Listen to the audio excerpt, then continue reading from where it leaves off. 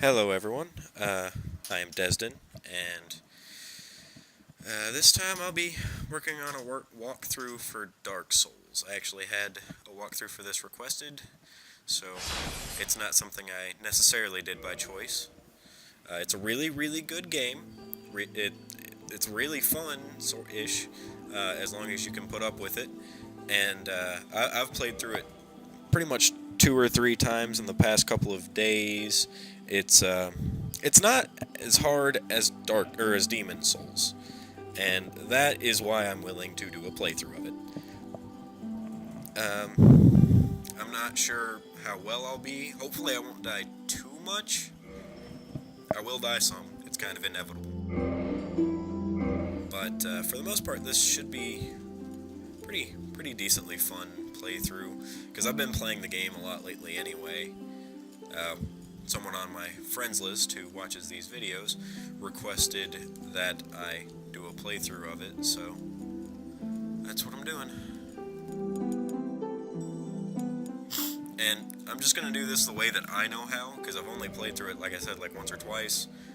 Like I was getting through New Game Plus, but I only know really one way how to do it. And I'm going to do it basically the same as I did my first time, picking all the same stuff, finding pretty much all the same stuff.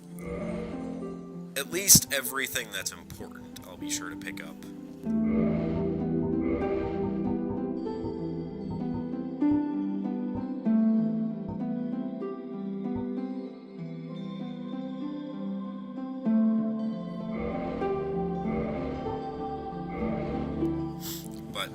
So I picked the Pyromancer class. It's a really well-built, balanced class. Deprived is obviously the most balanced as far as I've seen, but it requires you to be a higher. It automatically starts you off at level 6, where the Pyromancer starts you off at level 1, and it's easy. It starts off really well balanced for that. You get probably the best starting armor out of the game for at least a couple of very irritating places you're going to need the armor on, and I don't know, I like the class because you start off with a little bit of magic use while having your other abilities usable. So let's get started. I do have a timer set, and Alyssa is going to be keeping track of that for me. The world was unformed, shrouded by fog.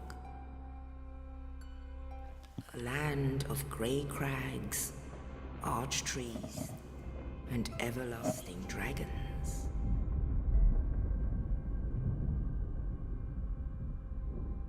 But then there was fire, and with fire came disparity.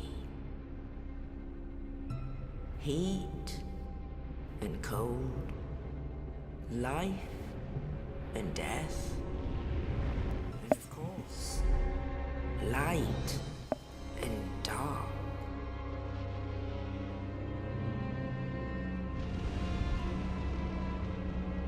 Then from the dark they came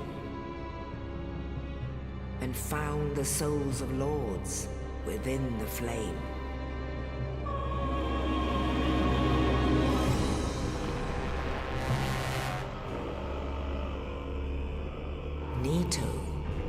The first of the dead.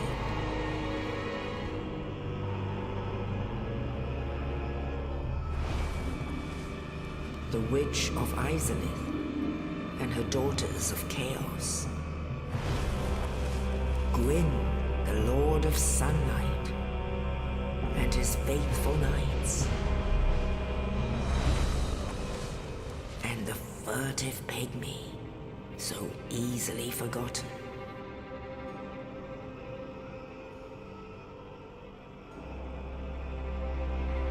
With the strength of lords, they challenged the dragons.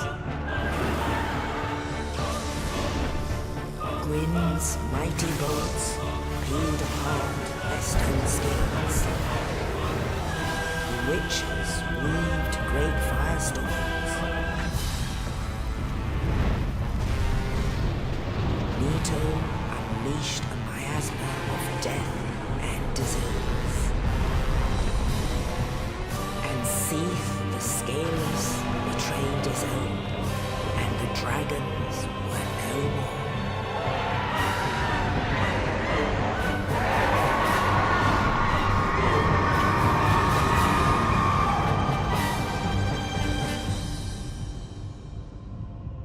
Thus began the Age of Fire.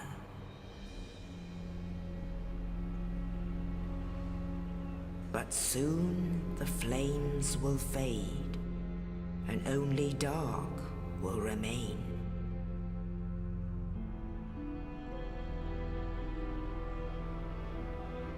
Even now, there are only embers, and man sees not light, but only endless nights. And amongst the living are seen carriers of the accursed dark side.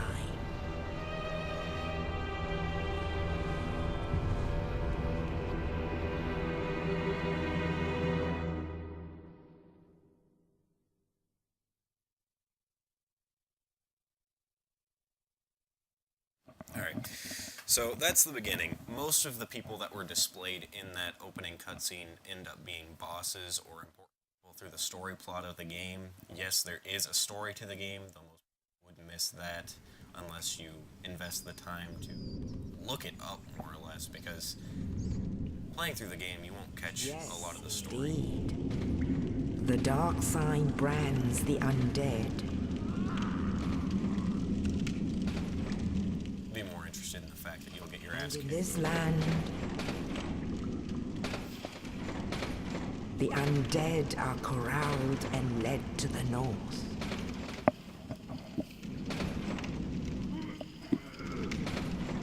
Where they are locked away to await the end of the world.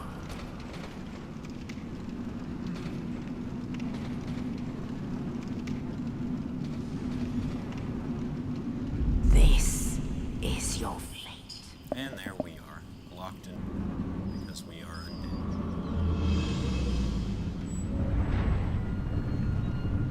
Yeah, I built my person in the first part, and this is the opening cutscene where you see that you're locked away in a hollow.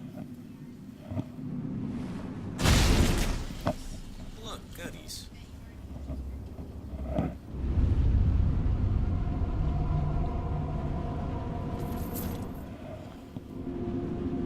Somebody gave us a present. I wonder what it could be.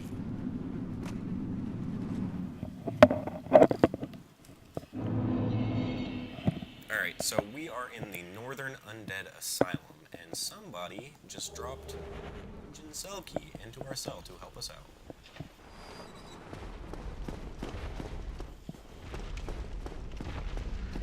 Lissa just informed me that I only have about another minute. Most of these messages are telling you how to play. This area is primarily the tutorial area.